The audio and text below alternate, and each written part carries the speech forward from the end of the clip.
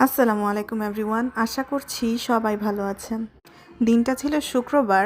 দুপুরের খাবারে প্রথমেই ছিল পোলাও, ডিম সিদ্ধ, সালাদ, সাথে ছিল ঝোল ঝোল চিকেন কোরমা।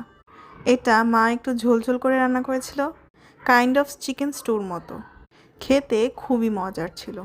আর পোলাওটা কিশমিশ দিয়ে করা হয়েছিল, সাথে লেবু, কাঁচামরিচ, পেঁয়াজ, সালাদ দিয়ে খেতে খুবই মজার লাগছিল। আর আপনারা যারা আমার রেগুলার ভিডিও দেখেন তারা অবশ্যই জানেন আমি দুপুরের খাবারের সাথে প্রায়ই ডিম সিদ্ধটা খেয়েই থাকি। একটু মাংস নিয়ে, একটু ঝোল নিয়ে, পেঁয়াজ আর একটু সালাদ নিয়ে খেতে কিন্তু খুবই ভালো লাগছিল। এই চিকেন কোরমাটা একদমই লাইট ওয়েট ছিল, সাথে পোলাওটাও খুবই ঝরঝরে করে রান্না করা হয়েছিল। খেতে খুবই দারুণ লাগছিল। আমি আরেকটু ঝোল নিয়ে নিলাম। এই ঝোলটা দিয়ে খেতে আরও দারুণ লাগছিল। এই চিকেন কোরমাটা দিয়ে নান কিংবা পরোটা দিয়ে খেতেও খুবই ভালো লাগবে। সকালে নাস্তা হিসেবে এটা খুবই ভালো লাগবে।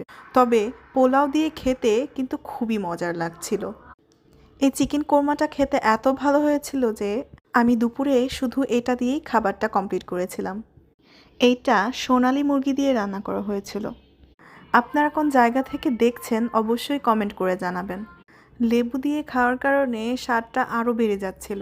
এরপর আমি আরেকটা পিস নিয়ে নিয়েছিলাম, সাথে অল্প ঝোল। এই লাইট ওয়েট চিকেন কোরমার রেসিপি যদি আপনাদের প্রয়োজন হয় তাহলে অবশ্যই কমেন্ট করে জানাবেন। এই খাবারটা একটু মরিচ দিয়ে খেতে কিন্তু আরও ভালো লাগছিল। এই চিকেন কোরমাটা একটু মিষ্টি মিষ্টি করে রান্না করা হয়েছিল, সাথে ঝাল ঝাল কাঁচামরিচ দিয়ে খেতে খুবই ভালো লাগছিল।